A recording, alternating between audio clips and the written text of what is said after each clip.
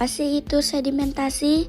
Sedimentasi merupakan proses penimbunan atau pengendapan material dari hasil pengikisan dan pelapukan air, angin, atau fenomena lain ke suatu tempat, umumnya cekungan di dataran rendah.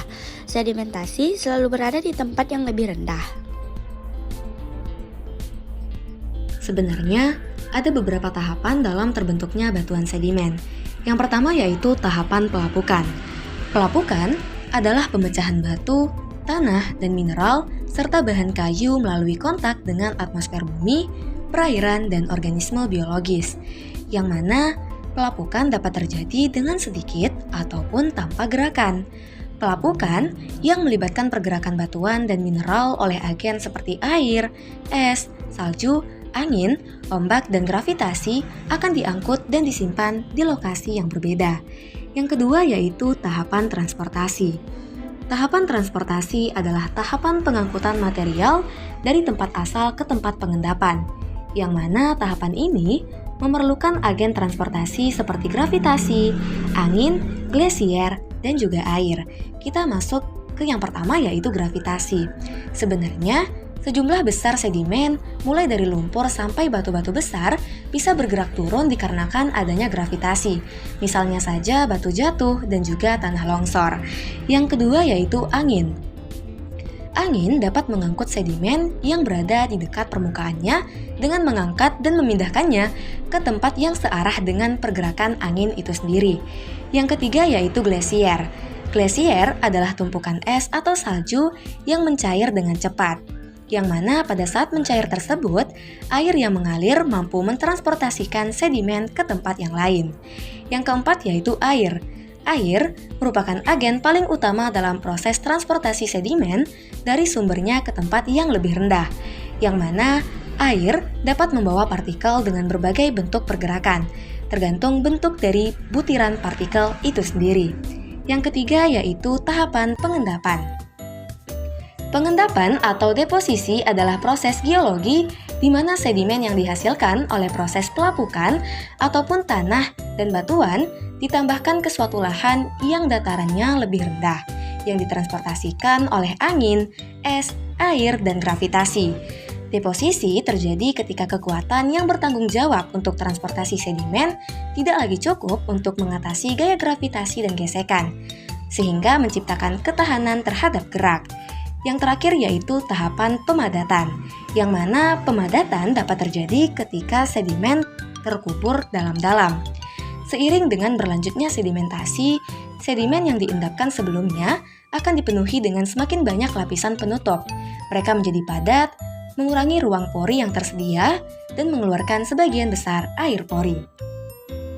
Selanjutnya, pembagian sedimentasi. Sedimentasi terbagi menjadi dua.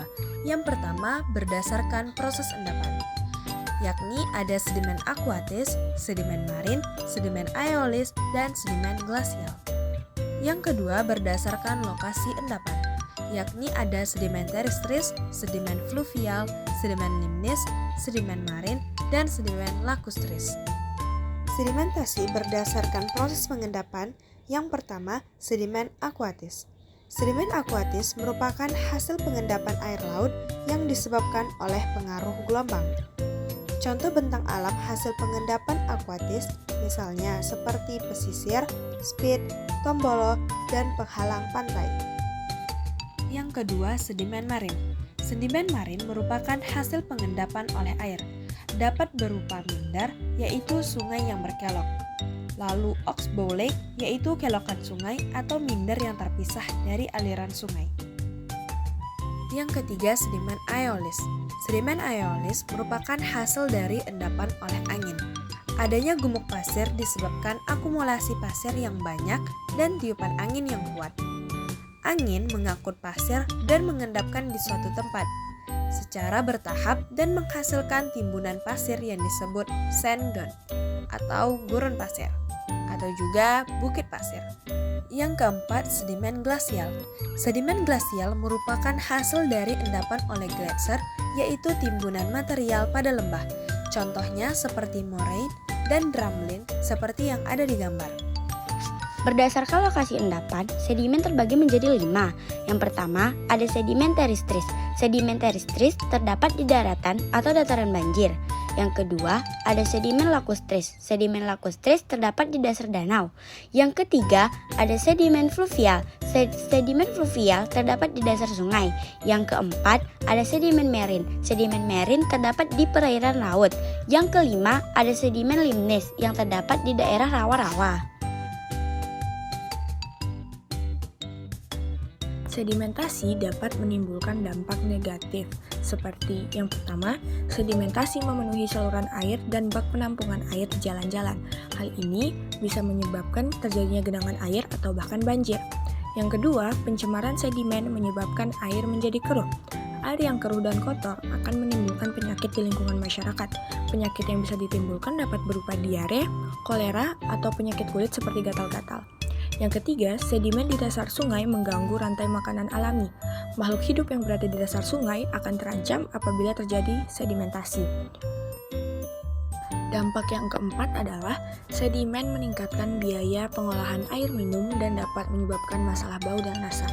Apabila kita mengkonsumsi air minum yang sudah terkontaminasi, hal ini bisa menimbulkan penyakit seperti penyakit gastrointestinal atau penyakit yang menyerang sistem pencernaan, penyakit yang menyerang sistem saraf atau efek reproduksi, dan penyakit kronis seperti kanker apabila kita terlalu sering mengkonsumsi air yang terkontaminasi. Dampak yang terakhir, nutrisi yang diangkut melalui sedimen dapat mengakibatkan eutrofikasi atau proses berkembangnya alga biru hijau secara berlebihan. Salah satu dampak dari eutrofikasi adalah musnahnya ekosistem biota laut. Hal ini karena peningkatan nutrisi di perairan membuat tumbuhan air dan fitoplankton berkembang secara pesat, sehingga membuat terjadinya penimpisan oksigen di perairan. Selanjutnya adalah solusi. Terdapat banyak sekali solusi untuk mengurangi sedimen. Solusi pertama adalah dengan mengurangi erosi. Sedimentasi bisa terjadi karena diawali dengan adanya hasil erosi. Berarti cara menanggulanginya adalah dengan mengurangi erosi. Nah, cara mengurangi erosi permukaan bisa dengan menanam atau menjaga vegetasi agar aliran air bisa menyerap dan menghilang. Selain itu, erosi juga bisa dikurangi dengan membuat sebuah konstruksi yang memperlambat aliran air. Contohnya adalah dengan membuat teras ring sekedan dan konstruksi lain yang menambah kestabilan lereng. Solusi kedua adalah dengan membangun struktur perangkap sedimen. Konstruksi rentan erosi tidak boleh berdekatan dengan permukaan air. Hal ini bisa menjadi penyebab munculnya sedimentasi sehingga diperlukan struktur perangkap sedimen. Caranya adalah dengan menanam vegetasi atau pagar hidup di daerah-daerah yang dilalui aliran sedimen.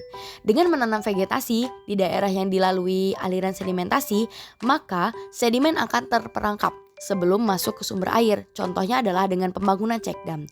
Kalau check dam itu dibangun, maka sedimentasi terperangkap pada check dam sebelum masuk ke sumber air.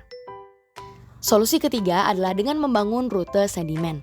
Cara mengontrol jumlah sedimen dengan membangun sebuah rute ini adalah teknik yang memanfaatkan variasi waktu. Maksudnya apa? Dengan dibangunnya rute sedimen ini, maka aliran sedimen dapat dikelola dalam periode waktu tertentu untuk meminimalisir terjadi pengendapan sedimen di sumber air. Contohnya, dengan membuat saluran air atau tanggul berkecepatan tinggi, maka aliran yang mengandung sedimen dapat dilewatkan dan aliran bersih akan tertahan di sumber air. Solusi yang keempat adalah dengan mengatur kemiringan dasar sungai. Cara mengendalikan sedimentasi juga bisa dilakukan dengan mengatur kemiringan dari dasar sungai. Tujuannya adalah untuk memperlancar aliran arus sehingga mengurangi erosi dan sedimentasi dasar sungai ketika arus mengalir.